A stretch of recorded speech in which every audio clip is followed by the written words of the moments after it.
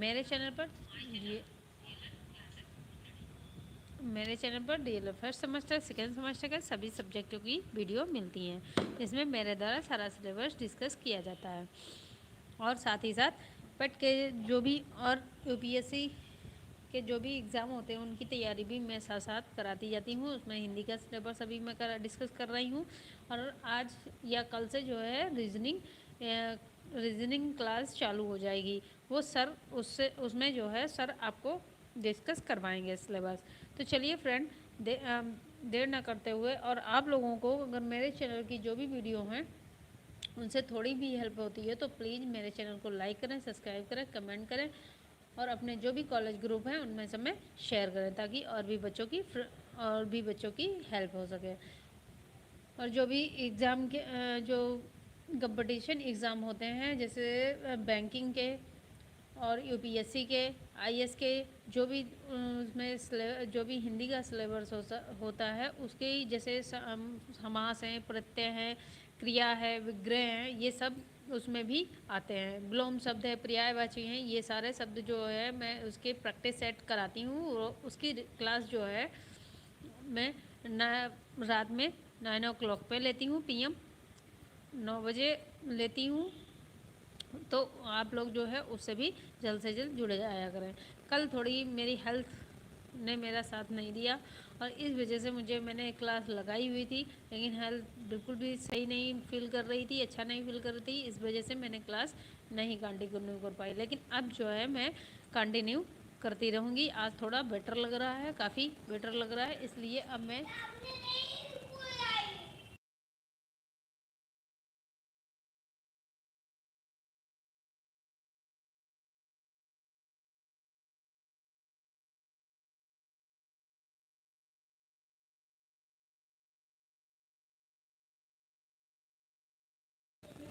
जो भी आज हेल्थ काफ़ी अच्छी लग रही है, काफ़ी अच्छा बेटर फील कर रही हूँ, तो मैं आप लोगों से आज की क्लास में मैंने लगा दी है। अभी मैं जो है डीलर सेकेंड सेमेस्टर वालों के हिंदी ही की करवा रही हूँ, साथ ही साथ इसमें थोड़ा आप लोग भी समझ लीजिए क्रिया वगैरह पटकी या कोई भी एग्ज़ाम होता है कंपटीशन का कोई भी, उसमें हिंदी का जो सिलेबस होता है उसमें ये क्रियाएँ हैं, प्रत्यय है, समास है, विग्रह है, यही आते हैं। तो आप लोगों के लिए भी ये इम्पोर्टेंट है। तो चलिए फ्रेंड, देर ना करते हुए हम अपना सिलेबस डिस्कस करते हैं। और हाँ, आप लोगों ने जो है जो इससे पहले की जो भी वीडियो मैंने बनाई है आप लोगों ने अगर नहीं देखी है तो आप लोग जाके उनको भी देख सकते हैं। उनकी प्लेलिस्ट भी मैंने बना दी है जो कि आप लोगों को अरेंज वे में मेरे चैनल पर मिल जाएगी। और जो मैंने पेट की प्रैक्टिस सेट करवाए हैं, जो हिंदी के मैंने प्रैक्टिस सेट करवाए हैं उनके भी जो संधि के जो भी मैंने प्रैक्टिस सेट करवाए हैं उनका भी मैंने प्लेलिस्ट बना दी है, तो आप लोग वहाँ पर जाकर उसे भी चेक कर सकते हैं।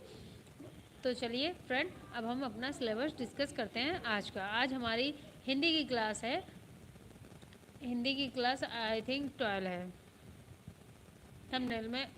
हाँ, हिंदी की क्लास हमारी 12 है। तो कल की क्लास में हमने प्रत्यय और विग्रह के बारे में समझ लिया था। आज हम क्रिया के सर्वनाम के बारे में जान लिया था। आज की वीडियो में हम क्रिया के बारे में जानेंगे। आज की वीडियो में हम क्रिया के बारे में जानेंगे। तो हमारी हेडिंग है क्रिया। पहली हेडिंग है हमारी क्रिया। क्रिया क्या होती है आइए जानते हैं। वाक्यों में जिस शब्द से किसी कार्य के करने या होने की जानकारी हो उसे क्रिया कहते हैं। जैसे नहाना, बैठना, लिखना आदि ये क्रियाएं होती हैं। जैसे मैं जो आप लोगों को पढ़ा रही हूँ, लिख रही हूँ या समझा रही हूँ, वो एक क्रिया है। खेलना नहाना, खेलना, खिलाना आदि ये क्रियाएं होती हैं। क्रिया का अर्थ है कार्य करना। क्रिया का अर्थ क्या होता है? कार्य करना। क्रिया की डेफिनेशन क्या है? किसी भी वाक्य में जिस शब्द का वाक्य में जिस किसी कार्य के करने या होने की जानकारी जानकारी हो उसे क्रिया कहते हैं। जैसे नहाना,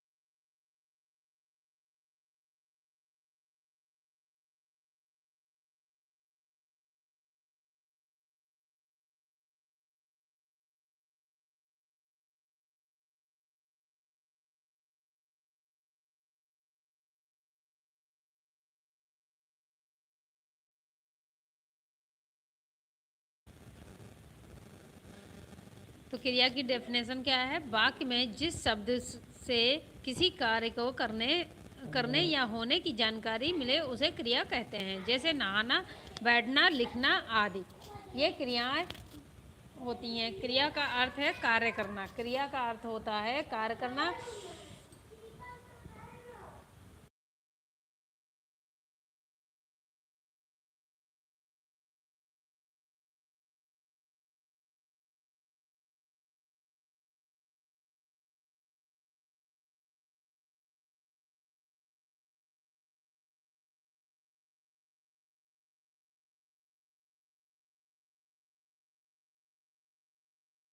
ज़्यादा वैसे ना 20 मिनट के लिए आज ले लेंगे।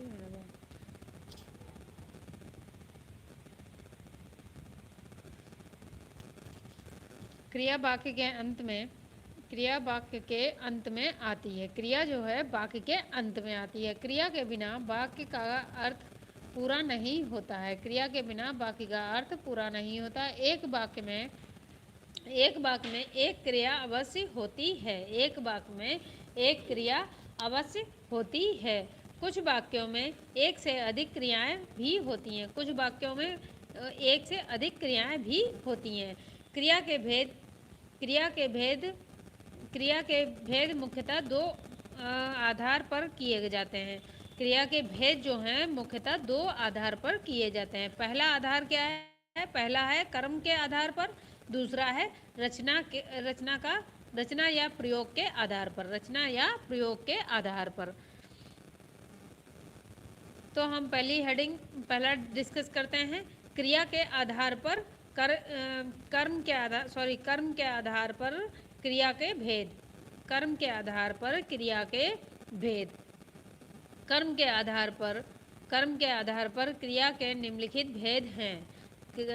क्रिया के आधार पर कर्म के निम्नलिखित भेद हैं। का है पहला है सकर्मक क्रिया। हेडिंग है सकर्मक क्रिया। जिस क्रिया के लिए कर्म की आवश्यकता होती है उसे कर्म क्रिया कहते हैं। जिस क्रिया के लिए कर्म की आवश्यकता होती है उसे कर्मक क्रिया कहते हैं। ऐसी क्रियाओं का प्रभाव कार्य पर पड़ता है। जैसे मंजरी किताब पढ़ती है। मंजरी क्या पढ़ती है? मंजरी किताब पढ़ती है। अतः किताब कर्म है। अतः इसमें जो है इस वाक्य में कर्म क्या है? किताब है। कर्म क्या है? किताब है। पढ़ना जो है उसका सकर्मक क्रिया है। उसके समर्थक क्रिया है। क्रिया के साथ क्या, कैसे या किसको लगातार प्रश्न करने पर यदि उत्तर न आ रहा है तो उसे सकर्मक क्रिया समझनी चाहिए। उत्तर न आने पर क्रिया अकर्मक होगी। कर्ता के साथ ने का प्रयोग हो तो क्रिया सकर्मक होती है। सकर्मक क्रिया के भेद।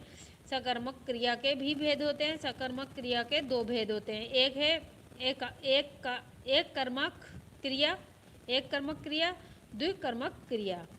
दूसरा है द्विकर्मक क्रिया। एक कर्मक क्रिया की डेफिनेशन है जिस वाक्य में क्रिया का एक ही कर्म हो उसे एक कर्मक क्रिया कहते हैं। हेडिंग है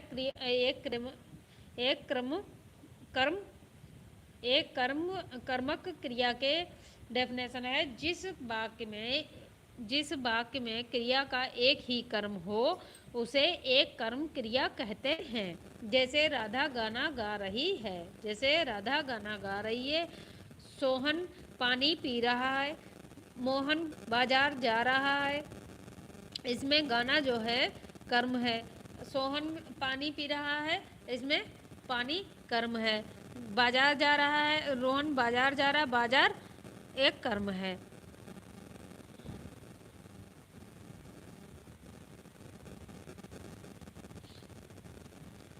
द्विकर्म क्रिया। क्रिया। हेडिंग है दो कर्मक कर्म क्रिया। जिस क्रिया का फल दो कर्मों पर पड़ता है उसे द्विकर्मक क्रिया कहते हैं। जैसे ग्वाला गाय से दूध दूता है। ग्वाला गाय से दूध दूता है। इसमें दूता है क्रिया का कर्म, और गाय और दूध है। गाय और साथ में इसमें जो है क्रिया क्या है, क्रिया है दूता, और कर्म कौन कौन है, गाय भी है और दूध भी है। तो इसमें कर्म दो चीज़ें हैं, इसीलिए इसे द्विकर्मक क्रिया कहेंगे। आकर्मक क्रिया। अब इसमें देखते हैं आकर्मक क्रिया किसे कहते हैं। डेफिनेशन है, जिन क्रियाओं के साथ कर्म की अपेक्षा ना हो उसे आकर्मक क्रिया कहते हैं। जैसे नरेश हंसता है, मिथिला रोती है, या हंसना या रोना। यहाँ हंसना रोना आकर्मक क्रिया है। हिंदी में कुछ क्रियाएं अकर्मक और सकर्मक बन जाती हैं। जैसे देखते हैं अकर्मक क्रिया, सकर्मक क्रिया। क्या है, उठना। जैसे अकर्मक क्रिया है उठना, और सकर्मक क्रिया है उठाना। अकर्मक क्रिया है काटना, और यहाँ पे है कटाना यानी दूसरे से कार्य को करवाना, कटाना। छीनना, अपने आप छीनना, और छिनवाना यहाँ पे थोड़ी मिस्टेक है, इसे छिनवाना दूसरे से। पीसना, और यहाँ पिसाना, कोई भी चीज़ ले जाकर पिसाना या पीसना। यहाँ पे है ये अपने आप पीसना, ये पिसवाना। यहाँ पे चलना, यहाँ पे है चलाना। ऐसे ही इधर है उड़ना, उड़ाना, छटना, छाटना, जगना, जगाना, मरना, मारना। यहाँ पे ये मिसप्रिंट हुआ है, इसे आप लोग थोड़ा देख लीजिएगा। सींचना, सिंचवाना, किसी दूसरे से, जैसे खेत में पानी लगवाना है, एक होता है अपने आप जाकर सिंचाई करना, और एक होता है दूसरे के जो मोटर लगा होता है उससे पानी लेकर अपने खेत को सींचना, उसे कहते हैं सींचना। अब देखते हैं सेकेंड है रचना या प्रयोग के आधार पर क्रिया के भेद। रचना या प्रयोग के आधार पर क्रिया के भेद देखते हैं।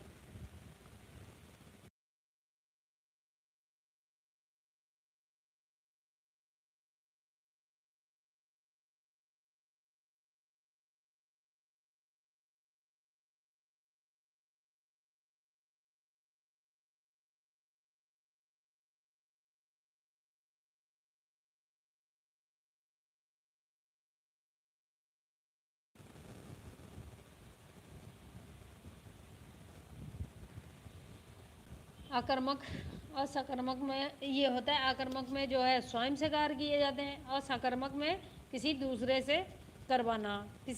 से करवाना। ये सिंपल लैंग्वेज में है, किसी दूसरे से करवाने जो कार्य करवाया जाता है उसे सकर्मक कर्म कहते हैं, और जो अपने आप किया जाता है उसे आकर्मक कार्य कहते हैं।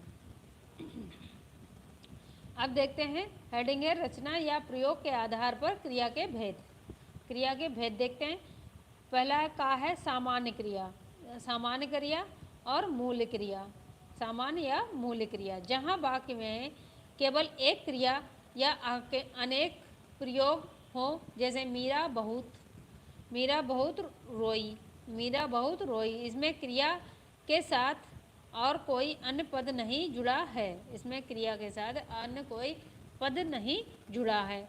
है संयुक्त क्रिया क्या है, जिस क्रिया में मुख्य क्रिया के साथ अन्य पद भी प्रयुक्त हो, जैसे वह किताब पढ़ चुका है। वह किताब पढ़ चुका है। इस अन्य पद भी प्रयुक्त हो, वह किताब पढ़ चुका है, वह सो चुका है, वह खा चुका है। ये संयुक्त क्रिया के का नियम फॉलो करते हैं। ग है प्रेरणार्थक प्रेरणार्थक क्रिया, प्रेरणार्थक क्रिया। इसमें देखते हैं, जब कर्ता स्वयं कार्य ना करके दूसरे को कार्य करने के लिए प्रेरित करता है तो उस क्रिया को प्रेरणार्थक क्रिया कहते हैं। जैसे कोई स्वयं कोई कार्य को स्वयं ना करके किसी और को कार्य करने के लिए प्रेरित करता है तो उसे क्रिया को प्रेरणार्थक क्रिया कहते हैं। प्रेरणार्थक क्रिया के दो रूप होते हैं, एक होता है प्रत्यक्ष प्रेरणार्थक और क्रिया तथा दूसरा है अप्रत्यक्ष। एक होता है जो हमें कोई मोटिवेशन करता है वो दिखाई देता, जो मोटिवेशन हमें कहकर उपदेश कर या किसी तरीके से मोटिवेशन करता है वो प्रत्यक्ष क्रिया कहलाती है। अप्रत्यक्ष क्रिया जो है अप्रत्यक्ष प्रेरणा जो हमें अंदर से अपने आप ही हम किसी भी चीज़ को देखकर अंदर से अपने आप मोटिवेट होते हैं, वो अप्रत्यक्ष प्रेरणार्थक क्रिया कहलाती है। ग है नाम धातु क्रियाएं। नाम धातु क्रियाएं, नाम धातु क्रियाओं में देखते हैं, संज्ञा सर्वनाम विशेषण से बनने वाली क्रियाओं को नाम धातु क्रियाएं कहते हैं। जो है संज्ञा सर्वनाम विशेषण से बनने वाली क्रियाओं को नाम धातु क्रियाएं कहते हैं। जैसे संज्ञा से क्रिया, संज्ञा से क्रिया, सर्वनाम से क्रिया, विशेषण से क्रिया। हाथ हथियाना, अपना अपनापन, गर्म गरमाना।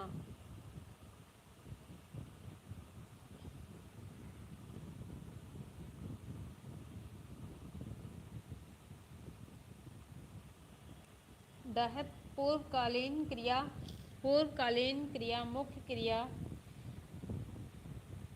मुख्य क्रिया से पहले आने वाली क्रिया को पूर्वकालीन क्रिया कहते हैं। जैसे वह हाथ मुंह धोकर खाने बैठ गई है। इसमें धोकर का प्रयोग बहुत पूर्वकालीन किया गया है।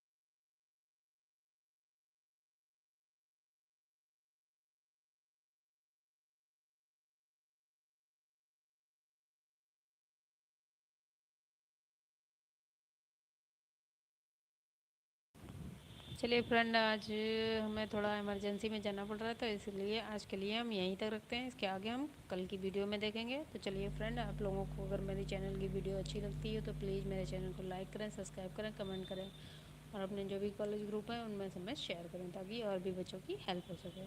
चलिए bye, take care, bye bye, जय श्री कृष्णा।